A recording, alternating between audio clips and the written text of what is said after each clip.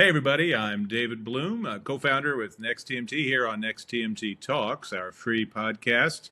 Goes with our free newsletter, Next TMT. Here with my co-founder, Daniel Frankel, and a guest, Jeff Fox, my classmate a little while ago at the world's first and still best journalism school at the University of Missouri. He is now editor of his hometown paper in Independence, Missouri, out in the suburbs of Kansas City, just over the line from the home of the Chiefs and the Royals and professional sports, and of course the birthplace and longtime home for Harry Truman, the only Missouri president, where the buck did indeed stop. A president that actually took responsibility. That's wacky. We'll be talking about the tattered remains of local journalism, the future of nonprofit news organizations, and some upcoming films that may have caught his and Daniel's eye. Elsewhere, we'll be talking about how YouTube and Netflix are getting more like each other, even as Netflix debuts a new way to measure its audiences. Not everyone's sure that's a great idea. Elsewhere, we get into game night at Netflix and all their new titles designed to help you avoid discussing uncomfortable conspiracy theories with your weird uncle. Thanks.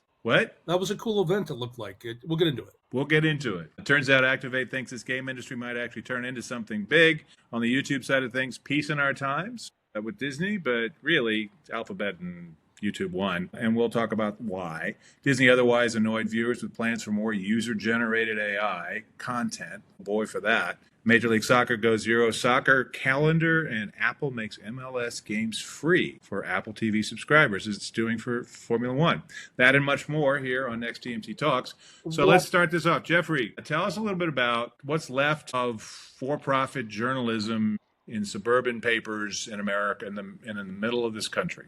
Anything besides you guys? Right, not a whole lot. I mean, I tell our readers, and I'm being sincere, that we're in there pitching and as long as we can, and they tell us they still let us come to work and give us a paycheck once in a while. We still try to focus on accountability journalism, but you've also got to, do the other things.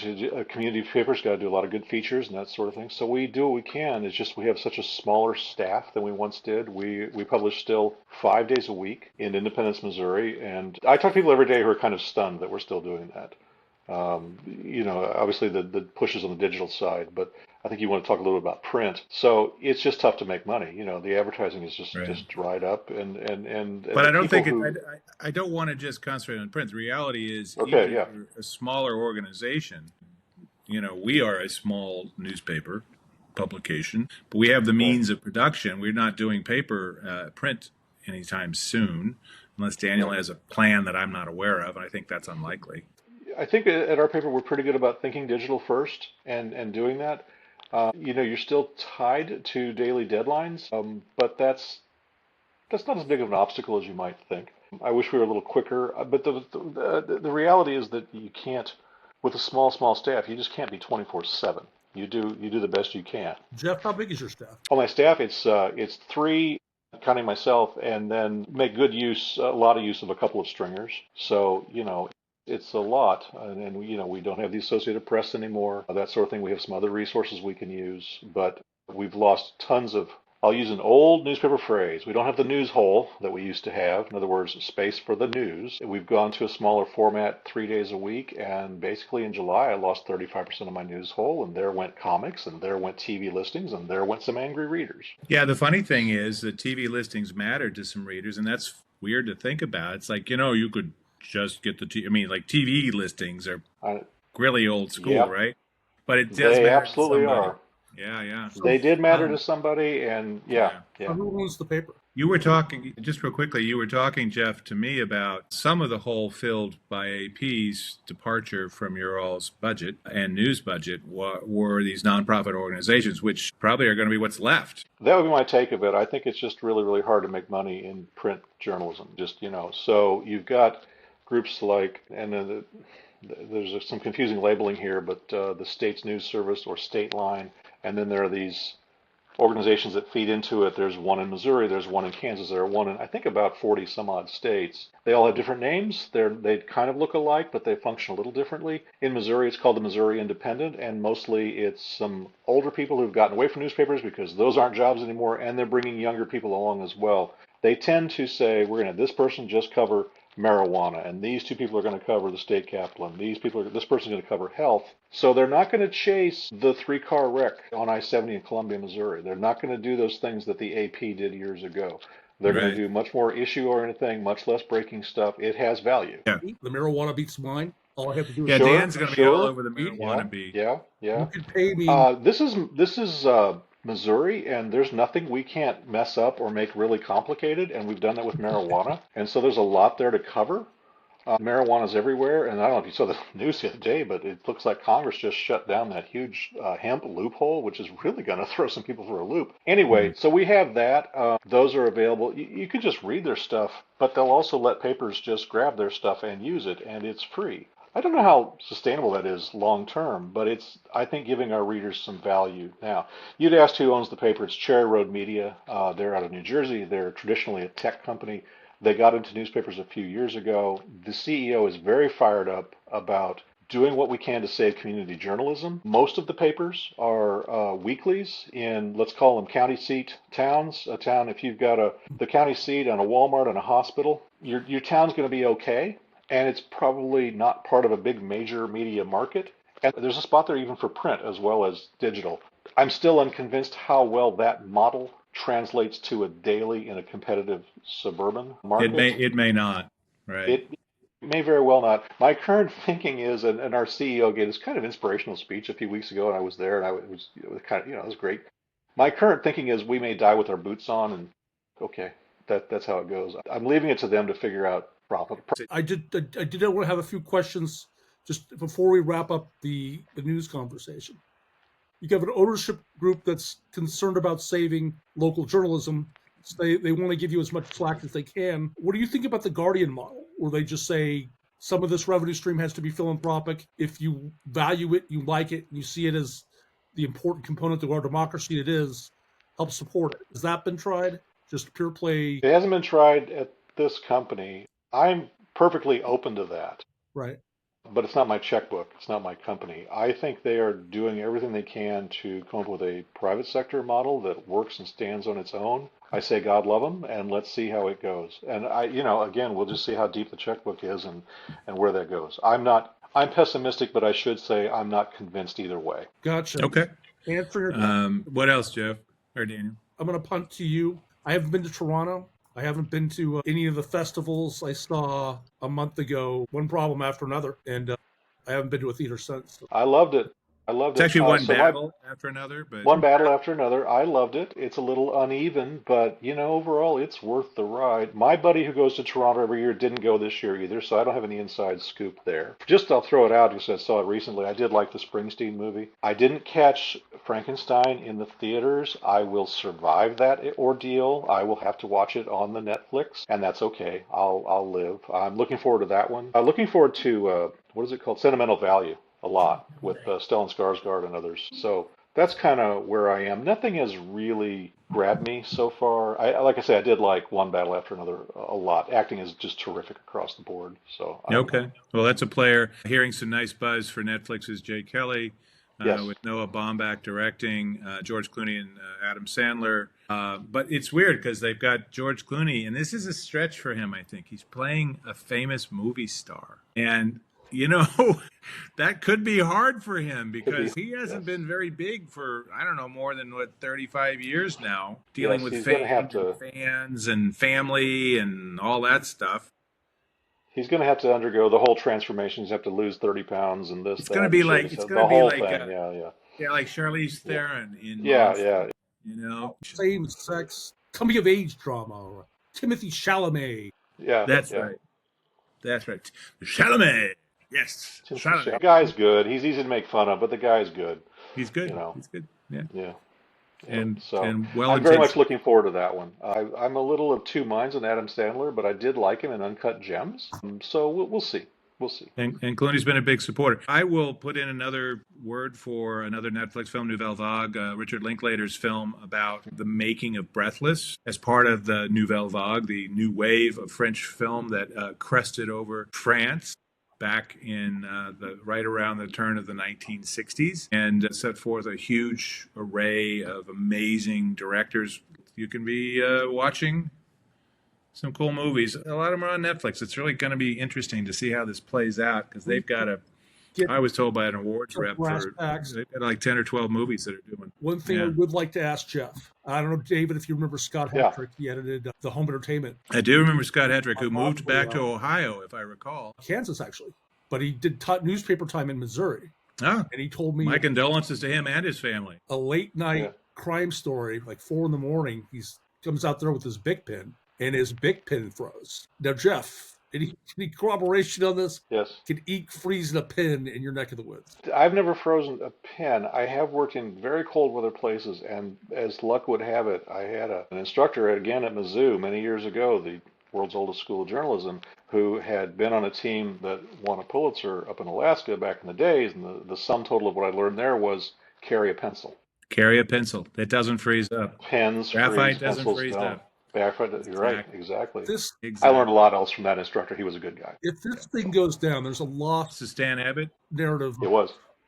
survival and innovation and just grit that needs to get told. That needs to get told anyway. Anyway, Well, I think that's it. And yeah, you just dig in and you say, I'm going to do this work until they tell me to stop. That's part of it. Or you retire, whichever. But the world changes, but the work still has value. It still needs to be done. So that's where I come down on. Yeah.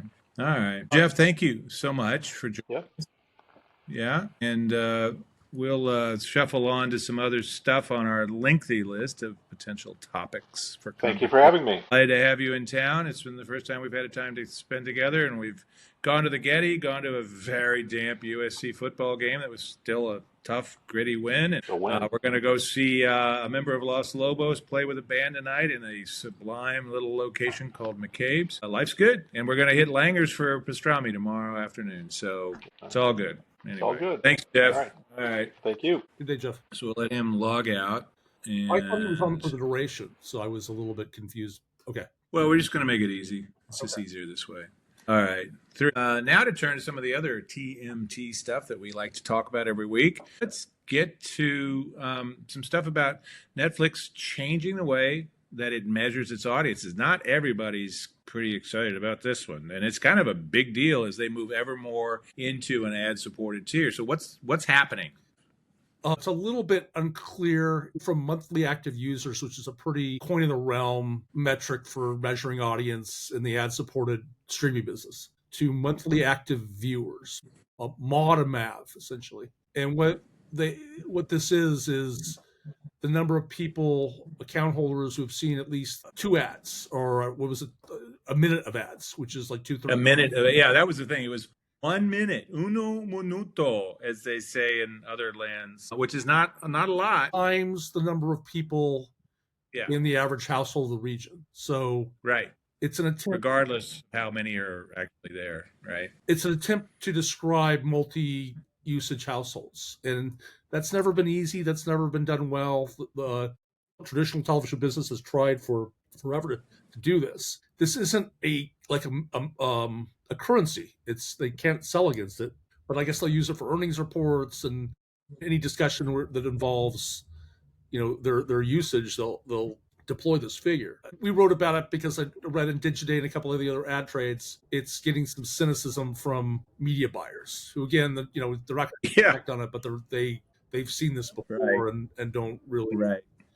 It also goes against kind of They're literally not buying it. They're literally not buying. But here's the thing that gets interesting. So they're changing their metrics. They already stopped reporting subscribers at the end of the last right. last quarter. They stopped reporting subscribers and earnings report. Disney stopped doing it too.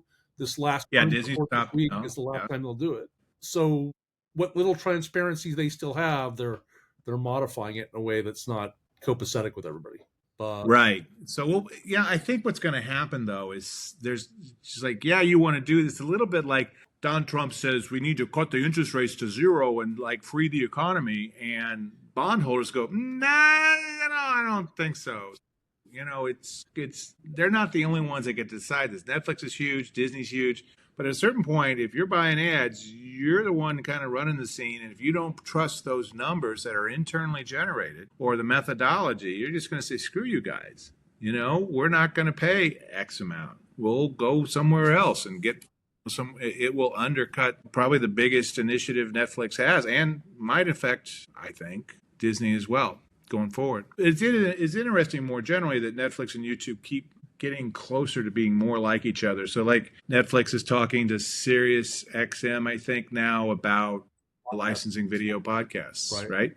Because they want to be a little more like YouTube, because some of that's really cheap content that is sticky. People stick around. Right. Also, speaking of sticky content that people stick around for, game night at Netflix was a really fun event this week. I went there with my spouse, who's not a gamer, I think it's safe to say, who still had a good time. So what they showed off were a bunch of different kinds of games, a bunch of kids games, mobile games, those they've been doing, right? But a bunch of party games where you use your phone to interact on screen, on a big TV screen, with titles like a Boggle for groups, right, or Pictionary, or Tetris for groups, and you go back and forth between your big screen and your screens that each player has. And I thought that was really interesting and just in time for holidays. But also, I talked to the president of gaming, Alain Tascan, a lovely fellow from France, who is still scarred by his 20 years in Montreal, where they quite speak French. Don't tell them that. But said we're just trying to get around having to have like an expensive console like an Xbox or PlayStation 5 or high-end PC to be able to have fun and have fun with other folks. And this feels to me like a big deal. You know, I'm not as tuned into gaming as you are, and I think I've made that clear. But, you know, that Activate Consulting study that I tried unsuccessfully to abstract last week, this week I got it. Yes. The compound annual growth rate for gaming was 4% over the next 4 years. It's like a $50 billion business revenue-wise just here in the U.S. this year. Right. 130 billion elsewhere. That probably doesn't include places like China, which is its own gigantic universe. So, or Russia, which has a long history of gaming, but a more substantial history of oppression and control, and now, all that. But that being said, gaming gigantic, not getting smaller, figuring out ways to take the best of that or the most successful part of that, I do think is a good strategy. And in fact, Disney, during its earnings call, said they're going to introduce more game-like functions within the Disney Plus experience. And this was interesting, speaking of the frenemy stuff that Alex Partners wrote about, that I also put some things in. You know, Disney is going to start using user-generated AI-generated user content built around some of its franchises. They're talking with supposedly a number of AI providers about how to do this in a way that protects their intellectual property, their many franchises, precious billion-dollar franchises, but allows creators, doesn't undermine them. Yeah, I heard the same thing in Paramount. Every earnings report is the same thing. Expression tools rather than displacement, and it all sounds nice now, but Well, we'll see how this works out, because I know what they're trying to do, and I suspect some of there's going to be inevitable leakage. Things are going to kind of slide through the cracks a little bit, and Darth Vader. I tried to do a little thing on Sora just for fun. I'd seen a fun little Sora video of two cats doing Star Wars laser sword fighting, lightsaber fighting, and pretty funny. The cats are back on their hind legs, and I said, do it like this, but make it with sea turtles on a really nice beach under the moonlight.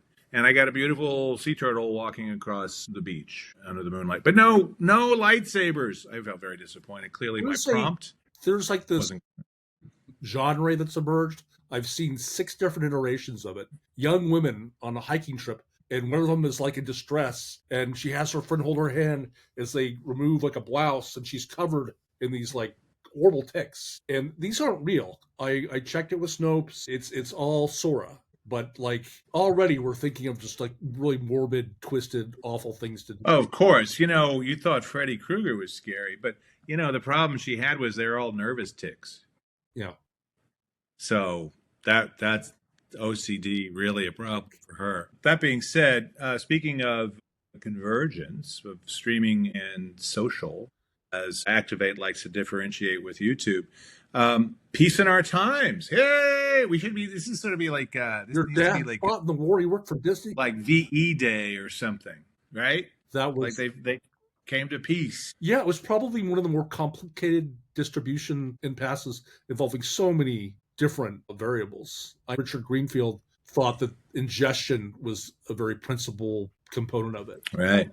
Right. Well, but we should explain why, because it's like you're owning the customer and the data about the customer Right. when you ingest it.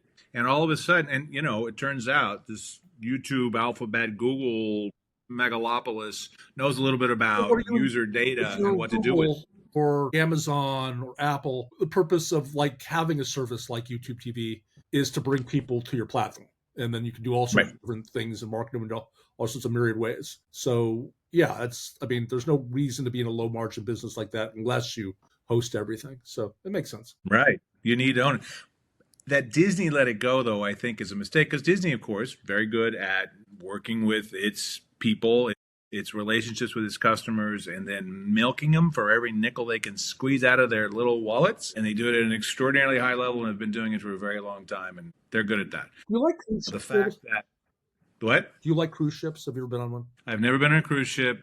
If I'm going to do it, and my spouse and I have been talking about it, we're going to do a river cruise ship on somebody like Viking. I cannot imagine being on one of these 5,000 person with lots of kids, Carnival or Disney Princess Cruise thing where you cannot hop off the boat and swim to shore if stuff goes down. Right. So that's could be around tons of loud people and not escape. Besides me. That's the scary part. Besides me, loud people. They are like making decent money at Disney. They're about to launch 2 ships. The Stugats. No, that's not one of them. Stugats. Those are long lead time development, by the way. Those ships, you lay the keel and design it, and it's a multi-year process. So these things are showing up soon, but they said yes on that probably right around the pandemic. But Disney's doing okay on its parks. They didn't have a great quarter for that, interestingly enough, and they didn't have a great quarter for streaming, and their numbers went down. But people are saying, look at the future. I mean, linear stuff. I don't understand that. If you look at the numbers, and I can pull them up, they're decidedly profitable on it. I think they made $352 million on a business that just 3 years ago lost them nearly $4. Right. $4 billion. You're right. They're they anticipate growth next year. Craig Moffat was saying, "Don't be distracted." That was the name of a report. Look at DTC; it's growing. Look at the long view. I think Hugh Johnston, Disney CFO, kind of said that on Squawk Box. He said he did. But here's the thing that I think is interesting. So one of the graphics we have in the newsletter, which you can get at nexttmt.com, you can subscribe. It's free. It's fantastic, and it has all the brilliant stuff Daniel does and the occasionally okay stuff that I put in there. One of the things that's in there is a couple of graphics showing predictions by Alex Partners of declining rates of growth, and they are dropping off a table in both subscribers and subscriber revenue. So if that does indeed sort of flatten out, and that's basically what they're talking about, if those numbers flatten out, which seems likely anyway as this stuff builds out, if they flatten out and what's left of your legacy cable and broadcast continues to plummet, you're back in problem land, right? I mean, that's how I look at it. It's not a sophisticated financial analysis as me. But that being said, those vectors don't look great, and I will certainly defer to the folks at MoffettNathanson and Rich Greenfield and all those guys about where Disney's going. I got some skepticism here, and the numbers definitely did take a pounding. So they were down several bucks per share. It was a tough week for most of the market, really. I do find it interesting, though, the other little component was that Disney managed to get about 20 channels included in this deal with YouTube TV. And I've heard bits and pieces about their little networklets or whatever they call them. Some of the like a Disney Kids and things like that. And there's not a big market for those. And I think that YouTube was like, we don't really need those. No one's really watching those. Charter made a big deal a couple of years ago about saying that we resisted some of those smaller. They killed off 8 of them, supposedly. And then over time, they renegotiated. Those all, for the most part, I think are back on. They are all back. That was the sort of wink, wink, nudge, nudge. I covered a conversation last August or July with Dana Walden, maybe the heir apparent to Bob Iger. But the co-head of entertainment, and her interrogator, her child, he said, "Congratulations on getting all your little channels picked up." And her response was, "You said it, I didn't, Right. but thank you." And that's the thing. So these things were creeping back in. It's almost like there's zombie channels and cables. Like, the audiences aren't big, but I guess they can force ads across everything. So like Right. Disney says, we're not going to sell you pieces of our bundle. And that was part of the fighting back and forth. But we discount the whole bundle so you can buy everything. And to my mind, if half the stuff that I get to buy at a quote discount is crap no one's watching and I don't make money off of it, it's not really a discount. It's you doing stuff that I don't like as a business partner, forced to take crap I don't want. And this has been a complaint of, Those contracts are so protected. Yeah. Certainly more protected than our state secrets, Pete Hegseth these days. Oh, yeah. So we'll never know. But in addition to that, I did want to entice you this week on two things. One was this kind of restructuring of David Zaslav's compensation package. It seems like they moved more stuff to securities and incentives and made more upside happen if there's a merger. Is this different than the one that they restructured in June? Yes, this is a new filing. So he's doing more restructuring than like a leveraged buyout firm in 1987. And it's just his own. It's like, let's keep changing the things that David has to do to make hundreds of millions of dollars. Like, good work if you can get it. It's nice to have a bend over board that's, they're putting in incentives. It's just like with Elon. He's got a whole bunch of incentives that would lead to an impossible $1 trillion payout. If he makes it to an $8 trillion valuation, he gets $1 trillion. There you go. So this isn't quite that, but it feels grasping in the same ways. And there was another item that I saw on the internet. Patrick Caligari, I think his name is. He's a prolific reality TV producer. And on saying for months, I guess, that the Saudis are getting close to buying Warner Brothers themselves. This week he came on and said they're one signature away. And I guess he's been followed. I don't know, it was on LinkedIn this week. There was lots of pictures of, the Warner Brothers logo with a turban, or not a turban, but like a kafia or whatever. Yeah. Right. I don't dwell in the desert and wear accoutrement. Don't mean to be so ethnocentric, but we posted an Instagram video with him saying, "Yeah, isn't it crazy? I said this, and all these people are buying it. But hear me out. I got great sources." Ryan Roberts, the CEO and controlling shareholder of Comcast. Some money to make it happen. Maybe that's conflated. I don't know. Well, they may need some help with somebody who's got some friends in the administration, and there in fact are people who say, Trump hates MSNBC, which is being spun out at whatever velocity it's being spun out as part of Versant, which, by the way, has just signed another sports deal. They did the WNBA a couple months ago. They're now doing the revived Pac-12, which is going to have 9 teams in its basketball schedule and 8 in its football schedule. So it's back, baby. But they're getting sports on USA Network, while Comcast/NBC has relaunched the NBC Sports Network that it killed off a few years ago. But they're going to need some friends, and we need merely look once again at the video game business, where the sovereign wealth fund of Saudi Arabia was the lead investor in a purchase, along with Jared Kushner's little firm, which has been picked up by $2 billion for $55 billion. And just say, no, sirree, not over Khashoggi's chopped up body. This isn't happening. But EA is going to happen, all right? You can say all you want about that, and God knows I certainly sympathize about it. But look, Hollywood's not going to get in a knicker twist over a video game company, even one that does Star Wars games and lots of and all the NBA and NFL, Madden, and on and on and on. What I'm saying is something that you said earlier in terms of regulatory runway. Comcast probably doesn't have it unless he gets in bed with somebody like Trump's the Saudis. Right. Ellis would have it, but not.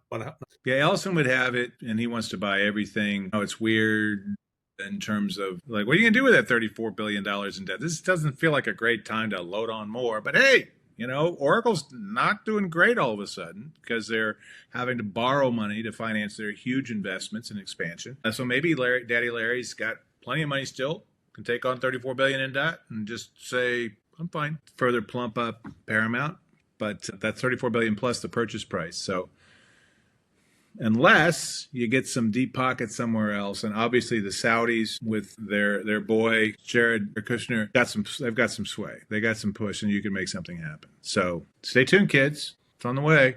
Speaking of big changes, Major League Soccer is going to go to a European soccer schedule or calendar. Yeah, they've been going, I think, for the 20 odd years they've been around, 30 years, whatever it's been now. They were like March, wrapped it up by now, basically. And they're going to go to the European calendar starting roughly in July through late spring. And at the same time, the company that owns all of their rights, Apple, is going to get rid of its special subscription for MLS and make it available to all Apple TV subscribers, just like they're doing with the new Formula One rights that they just picked up. I think that's interesting about what Apple's trying to do. What's your thought? Well, first off, I think just observing American football, these attempts to sort of create spring leagues, sort of a rabid consumption period, and you kind of exist in that window or you don't. I think consumers, fans they have other interests, other sports are into. They need some time off. Certainly, I think if you're a rabid global football consumer, MLS has a lot of competition, but it's probably better to be part of the feeding frenzy than not. And I think Apple's probably not a real visible subscription. So selling a specialty, ultra niche like league subscription seems harder than selling Apple TV Plus. It probably, my guess is they'll make more money just for that platform and enhancing it. Right. I'm sure, not that Apple, a $4 trillion company, needs a lot more money, but they would like, I'm sure, all this stuff to make sense and pay off. It does feel like you no longer sort of ghettoize the MLS pass with that $79 a year cost on top of what Apple TV otherwise has to offer. I happen to think it's a pretty good little service, particularly if you're a sci-fi fan. That being said, more stuff that provides value gives people a reason to stick around. So we'll see, right? Yeah. A couple of things of note. Our sponsor, Looper Insights, publishes what used to be called the Merchandiser of the Month. It's now Streamer of the Month. And both you and I have talked to the head of this company, Lucas Bertrand. It's a software as a service / analytics company that tells studios how to merchandise content digitally across all these TVOS platforms, pay TV, programming grids, digital stores. Anyway, every month they publish a list of the top 10 titles who are getting the most bang for buck across platforms and apps that are doing the same. This month, How to Train Your Dragon, live action Peacock remake, was the top title in terms of merchandising, getting about $6.8 million worth of media placement value, as Looper says. I cannot wait. I got to say, I cannot wait to see the crossover video, How to Train Your Dragon to be an NBA star on Peacock. That's going to be hot. Well, I will transition to my next topic. I had a really interesting meeting. I write for Sports Video Group occasionally, and I talked to their North American chief. That's a Swiss company that for over a decade, they've sold data to sports books. And they also sell it to the leagues themselves. The coaches use it, performance data for their athletes, and so they can better, make odds or plan the pick and roll. Recently, just within the last 10 years, got into broadcasts, and the American broadcast business with streaming is kind of blown up for them. They have this new feature on Peacock. I don't know if you've seen the Peacock's NBA coverage, but I have seen some of the NBA coverage. I don't think I've noticed the feature I think you're going to talk about, though. Yeah, little overlays. They have the player's name over their head. If they get the ball in a shooting position, it tells you that, what their percentage is from that portion of the field. So you can scream at your TV, "No, you're 20%. What are you doing?" You can. But here's the deal. I think that's really cool. I really hope they don't bring this to all the pundits and talk about how often they're correct, because that's going to look really bad for you and me and everybody else in the business as like a overlay. He's right 12% of the time. Well, Sports Radar is the name of the company. And they've also shipped a product to Amazon Prime for Thursday Night Football that is more accurate. Al Michaels and Kirk Herbstreit are more accurate predicting when teams will blitz than opposing offensive coordinators are. because based on AI, they can see how the defenders line up. They can predict when they'll actually bring it or not. So it's like tells on a gambling and like a poker game. It's like we can tell that's their tell, and like they're giving away the pitch, so to speak. To mix my sports metaphors, which is really unfortunate. What are you going to do? All right, I think we should probably wrap this thing up. Thanks to our special guest, Jeff Fox, imported directly from Independence, Missouri, and the front lines of leftist journalism. He was a guest. I was really wanted to ask him more. People in the front lines still believe in it, still doing it. Much respect. We all kind of wish we were there. Yeah. No. Let's be clear. We do not wish we were there, but I'm glad he's there. The funnest times of our life have been doing that shit, though. They were. I mean, for me, it was. So I will only say that I have white hair. I started getting white hair doing that stuff in smaller papers when I was a young man, and I already had white hair. And I'm just saying, I still have hair, and I'm very happy about that. But it's all white, baby. But anyway, thanks to Jeff for jumping on while he's here in town. Among the many things we're doing, on to our concert soon. This is Next TMT Talks, a podcast, free, available both in audio and video versions on Next. You can subscribe on Spotify, on YouTube, on Apple you can on Apple Podcasts, et cetera, and it's part of Next TMT, our free newsletter that comes out on Monday mornings that gets into all things technology, media, and telecom. I am David Bloom, co-founder of Next TMT, here with my co-founder, Daniel Frankel. Thank you all very much for joining us, and we look forward to talking with you.